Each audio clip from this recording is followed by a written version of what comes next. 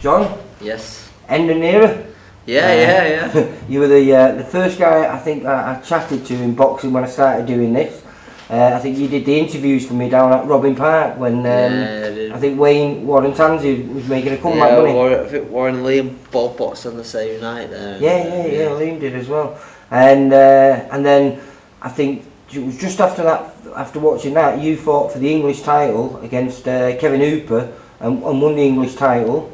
I think I won the English title before that. I think I defended it against Lee Glover at Oldham. That was it, yeah. And like I say, and then I followed the journey when you fought for the British title against Gary Sykes. Yeah. So it's a little bit emotional, mate, because I think when did you announce it? Was it a few days ago? Yeah, it was just after the fight. I said straight away. I said that was it. Like, do you know what I mean? Well, I think you're just short of 10 years as a professional, mate. Yeah. Well, I think it turned over in 2007, didn't I? You 2007, and I think it was in May when you had your first fight. So no, it was June. You had your first fight, so you're just short of 10 years as a pro, 15 years as an amateur. Yeah. 25 years altogether, near enough. Yeah, it's short, 25 years. Yeah. I've enjoyed every single minute of it, to be honest with you. But I've had some lows, I've had some highs, but it's all part of the journey and learning from it, innit? It's been good. Well, I mean that might be that end of the journey, but it's not the end of the journey of boxing, though, is it? No. I'm going to stay involved. It's somehow just going to help out in here a couple of nights a week if I can.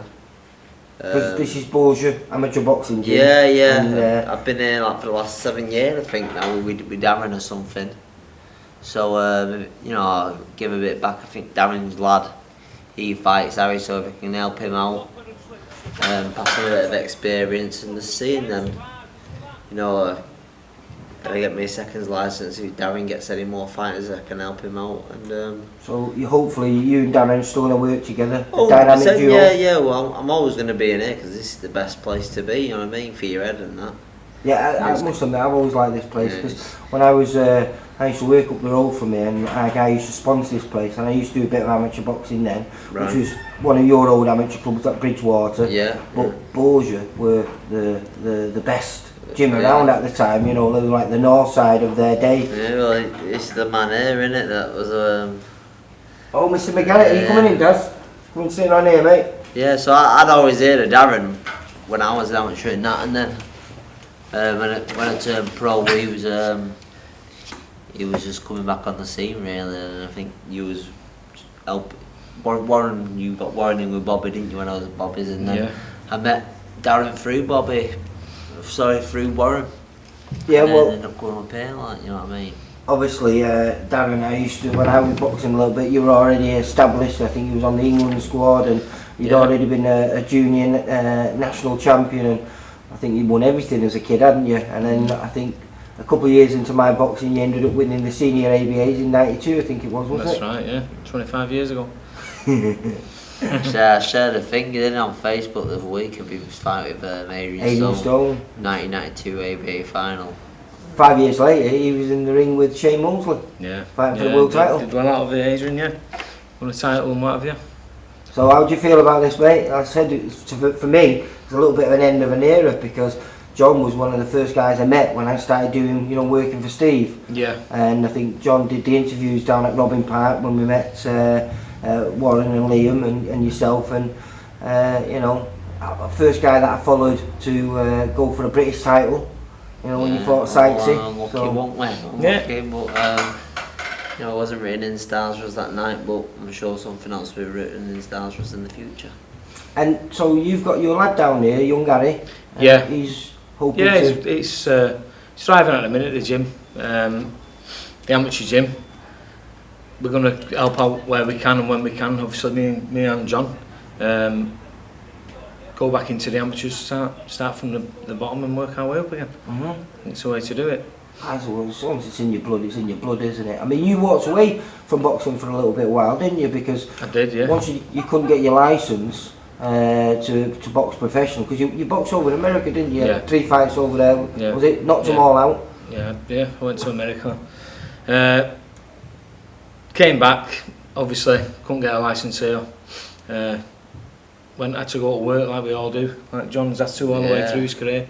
Had to go to work, had to provide for my family, and then when I found the time, came back in and had another go at it. Had a go as a trainer. And so enjoyed every minute of it. Enjoyed every minute of it. Yeah, it's been good. It's been a journey, and something I'll look back on in a few years and think, fucking hell, like you were saying to you before, when you're saying you won this title, you boxed for this title, you won on these shows, that for me it's just been life. You know what I mean? It's not like I thought, fucking hell. Well, realistically, there's like I say, there's quite a few landmarks. Your first fighting Mr. 300 Peter Buckley, and then later on, you know, fighting on headlining the bill at Robin Park, you know, against Liam Wells for the Commonwealth title, you know, which was a Sky show, and you know, was seen on TV by everyone. And then was it your second fight after that? You ended up winning the English title, then defending it, and then boxed on in Sheffield on the American undercard. The American undercard. That was a good show to that thing, and then this one there, and Terry Flanagan's world title defence again. When I watched on when he won the world title, didn't it, at the Velodrome? Yep. And then when he defended it against Magdaleno, boxed Gonzalez and that, so. So there's some big nights there, isn't there? Yeah, there is, yeah. You know, it is, it's something when you look back, you know, I know it's hard at present because it's, you know, it's well, like, even when I have boxed him, I never thought, fucking hell, fucking box on that show. It's just life. Jon's been a true professional. Jon trains all the way through every camp, never complained about anything. Injuries didn't get in the way. We had to change a few camps along the way with down to injuries, but we never pulled out with an injury ever. And we've had some horrific injuries. You know, he just did his job, so he never really any of the occasions get to him. You know, I was saying to you before, John, I said he was one of the most chilled out guys before the fight. He never seems to be worried. You know, you step through those ropes. That's because of years of experience at the top level. I mean, he boxed as an amateur at the top level, trained by good coaches, top class coaches right through his career.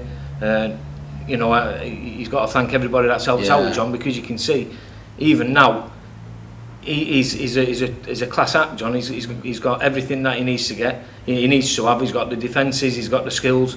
He's been taught properly, and he's got all that now. He's got all that information, and he's got everything in him now. The experience to pass down to other people. So, you know, it's brilliant that he's agreed to stay in the gym with me and help out, because Jon's got more experience than I've ever had. You know, well, like I'm saying, I've learned more from him than he's learned from me. So you've learned together, haven't you? Yeah, we have. 100%. We've grown together, definitely. So now we can, you know, we can pass it on. When he came to you, he had beautiful boxing skills, but I think you helped to add a little bit of nastiness to him, didn't you? Yeah, well, I'm not proud of that, Lee, but yeah, probably did. Yeah, probably did. He did a bit of spite to his shots, and you know. Turn me to right horrible bastard. Like you said about the most chilled out person, you didn't see me in here 2 weeks before the fight. Sometimes, fucking hell, I was a horrible little bastard. Sometimes you've got to be like that, haven't you? Sometimes when it's 50-50 and you're going down the last stretch, something like that will be what wins you the fight. So if you've not got it in you. And that's where you lose. And as you always said, you were a big super welterweight. Super featherweight. And you know, that's part of the reason why sometimes I was a right nasty bastard. Like, you know, honestly, the last camp, I don't know how I did it. I think it's from years of experience, and I did everything right from like 10, 11 weeks out. Planned everything. Every single meal was planned. It was prepped. I'd never sparring. I'd never made weight so easy in my life. I probably got like. That Gareth at Go Hard Nutrition, who sponsored me for the last fight, to partially thank him as well for that, because without him and his experience and the supplements that he helped me out with, how I made super featherweight from last fight, it was the easiest I've ever made it. He said to me, "I think you're driving it away, and I think we'll do it featherweight next time." And I bet I could have done. But these are great lessons that you can pass on now, 100%. Because you know how many people fail because of the wrong nutrition. You know, don't achieve what they could achieve. It's probably 80-90% of every training camp is the nutrition and the diet and the hydration, the rest. You know, the training is what it is. You've got to be fit enough to be able to compete for 10 or 12 rounds or whatever you're fighting. But it all comes down to the nutrition at the end, and it proves out because Andy Townend failed with his nutrition. He failed with it. As much as he came and performed and gave a great performance, strong as an ox, take your hat off to him. He failed in the preparation part. There was something not right in his camp. He's done it before. He couldn't do it for this fight, and he missed out on winning a title from it, which is a shame. It might have been a different fight if he did make the. Of course, we're never going to know that, are we? Because £2 pounds a lot of weight, or a pound 1.7 is a lot of weight. Yeah. He knew it's a lot of weight. That's why he didn't even try and get it off. No, because he would have been dried out by then. It was impossible in 2 hours. He didn't want me to fight, Darren. Darren didn't want me to fight. He said, "Pull out." I'd have pulled the fight. But I've looked forward to that because we knew about that fight for quite a while. Yeah. And I trained my heart out for it. There was no way I was not fighting. You know what I mean? Jon, being the professional that he is, was more worried about letting people down than actually the top and bottom. It was the guy didn't make the weight. The contract was made at 9 stone 4. Yeah. Jon fulfilled all his obligations for the contract. He was there ready to fight. We was going to be there ready for the Saturday night. Everything was bang on as it should be, and unfortunately Andy didn't make it. But Jon signed a contract to say he'd do it, and he did it. Yeah. So I was saying to him, you don't have to fight, because there's something that just little things like that at the top level. They can either unnerve you or it makes a massive difference. Yeah. Well, I had 150 people, if not more, going over to Sheffield. I thought, I'm fighting. I'm fighting. When you've lived for like your last 12 weeks or however long it was, and you got that night in your head, you wouldn't have been able to live with yourself afterwards if you would have probably pulled it out. Darren said, pull out and you'll get another chance. And because there was making me the mandatory for that. I got the mandatory thing, something like that anyway. For the next fight. I wanted to fight, and that's what I trained for. But listen to this, as you said though, that is. I'm not saying I was right. I'm just saying that at that time. Well, it would have been nice. But look at the lessons you've learned. He deserves to get paid and not fight. Exactly, yeah. Because remember when you first fought Sykesy for the English title? Yeah. And I think you stepped through the ropes. You know, you made your 9 stone 4 limit. I think you stepped through about 9 stone 8. Yeah. The second time you fought him, which was 2 years on. Yeah. I think you stepped through 10 stone 3, 10 stone 4. Yeah, I put a stone on that. You know. Yeah, but every fight from that, when I had 24-hour weigh in, I'd always put a stone on the time in the ring. And I put a stone on last Saturday, but I was 10 stone 4 getting the ring. Well, I bet he was over 11 stone easy. Yeah. I said to you before, I thought, he's going to be dead. He'll be dead. Yeah. He will be dead on Saturday night. He's failed the weight. He might be in there at 10-8, but he'll be dead. I spoke to him, like I said, at the Echo Arena when his stablemate Lee Appleyard was fighting, and he was saying that he feels he's going to move up to lightweight, but that opportunity was too good for him to turn down. So I think he did genuinely try, but of course he's just tried. outgrown it. He's a professional like Jon is. He tried everything he could. Unfortunately, the camp didn't work out right, did it? Because he would have weighed the same as Jon if it worked out right, but it never. I went to the ring, didn't we say, about, was it 4:15, just trying at the ring and that. So I had a bit of a shuffle in it, and I felt rain and walking back, and then it was like you come off the pitch there and you went down steps and you come back up steps again, to go to your changing rooms. And I seen him stood there, and he was just looking at me. I was just looking at him, his head was fucking massive. I knew his head was going to be massive anyway. I thought it'd be a fucking big target for me to eat, and then I seen him turn around and his shoulders were like that. And I just thought to myself, you're fucking up against it here, pal, you know what I mean? But I was up against it. But, it's just life, innit? But you live and move on, don't you? Maybe 3 years earlier might have been different. Maybe on the right way. We're never going to know how it's. Boxing's full of these type of stories, aren't they? Like Lee said to me before, if it would have been with you 6 or 7 years earlier, it would have been different. But it would have been. But you can't live like that, can you? No, it's been brilliant. It's been brilliant. Enjoyed every minute. But like I said, for me it's a little bit emotional because, like I said, you were the beginning of my journey in this side of boxing. But it'd be nice to see you continue and produce future champions, because I've always been a big fan of yours, Darren, and I think you've got a lot to give still. Yeah. And with the two of you together, I think, because it's been hard, because you've done it all on your own, haven't you? You know, when you've had the lads, and you know. Yeah, well, no, I disagree with that. We've always had a good team. Yeah. We've always had a good team. It's always been a proper team round us, and the people who've helped us, you know, you like Jon Kays, dropping everything and jumping right in. You know, you got to thank them for it. We've always had Liam and Warren, and as time's gone by, people move on, and you know, we've got to thank them for the help that they give us. Pat. No, I've got Pat Ward. We've always had a good team. I've never felt like I've been on my own. I'd have to disagree with you that. We've always batted, haven't we? Like, if Darren wasn't able to make it one night, then Warren would always do pads with me, or vice versa. I'd do pads with Warren or Liam, or you know, we all jumped in and helped out when we could. You know what I mean? If Darren couldn't come and do the sprints on a Saturday, or take us up the mountain when we went running, then one of us would go, or we'd go and do it on our own, or whatever. I've worked right through it. That's the hard part. And John's worked, and you know, the guys all work, don't they? So sometimes with me working shifts, I just can't make it. It's as simple as that. But we've always had people who've stepped in and helped, and you know, we have to thank them for it. Yeah. So we got where we got with it. English title. John's fought for 2 Commonwealth titles, British title. You know, he's been right at the top. Yeah. And we've learned from it, haven't we? Yeah, it's been good. I enjoyed it. Just quite excited to see what the future's going to bring now, and you know, just keep coming in here, just do a couple of nights a week, whatever what we can do. Yeah. We're gonna, like Darren's the if we can pass them amateur badges, Lee, we might not be able to pass them badges if we go back to home that, might we? But I think, like you say, you know, it's very hard to walk away. You tried for a long time to walk away from boxing, and it dragged you back into it, didn't it, mate? I did. No, like when like 9 months back, when Liam and Warren moved on, I said to Darren that Darren only stayed involved here because of me. Do you know what I mean? Because I wanted to carry on, and then we got wind of this fight, and then we both give it our fucking lives for.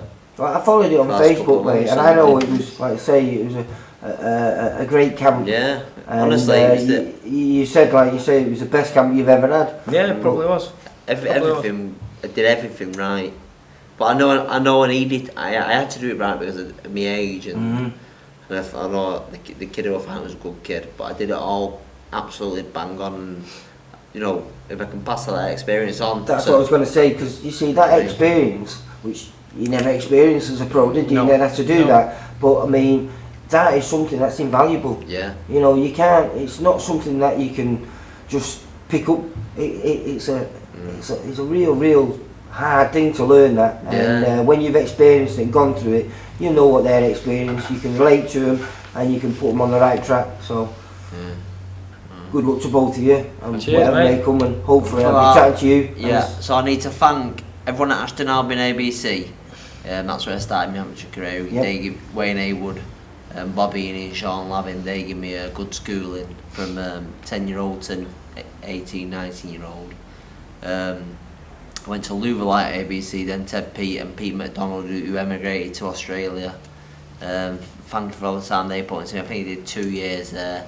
And then I moved to Bridgewater. It was Arrow. Yeah, it was. And then it was Bridgewater, and it was the trainers there was Paul Fortner and Neil Ashton, and then it was Lee Whitehead, and he took over and made it to Bridgewater. So, but they give me really good schooling from my senior years. So I thanked them, and then turned pro. So I turned pro with Nigel Arm and Oliver Harrison. Alright. Oliver Harrison managed me through the first 12 months, along with Steve Woods. And then Steve Woods managed me for the remainder of my careers. Did I go to then? Bobby Rimmer, so thank you Bobby Rimmer for the LP. I think he did 3 years with Bobby, and then I come with Darren, then so thank Darren, but Darren knows what he means to me, so I don't need to say that on camera. Otherwise I'll be in tears and everything. My sponsors, Sid and Debbie from SRL, who sponsored me all the way through my professional career, helped me out massively, put me on wages when I boxed for the British title, everything, didn't they? So I owe them a thank you, massive thank you, and Go Hard Nutrition for everything they've done for me in the last camp. So yeah, thank you. Thank you to all the support. Doesn't he help young Charlie Schofield as well? No, he helps Danny Wright and Lee Sharpie Oldham. Alright. Yeah, so yeah, and all my supporters, I thank all my supporters, they've always been great. Always gone from the Nelly, and it's been World good. famous Nelly. Yeah, so I'm sure. Don't they all follow Sharpie as well? Yeah, from well, there, don't Sharpie they? was the resident DJ in the Nelly, but I think he's not that on the head now. And he was like the singer and all that in there. But yes, I think he goes from. Well, he does go from there. Yeah, they do. Yeah. Takes a belting following. Because I think he fights on June the 17th. I'm going to catch up with him in a couple of days. Yeah, So. I'll be going to watch him. So good. Alright, John, Darren, thanks a lot, lads. Cheers, thanks, Lee. Thank you very Bye. much. Thank you.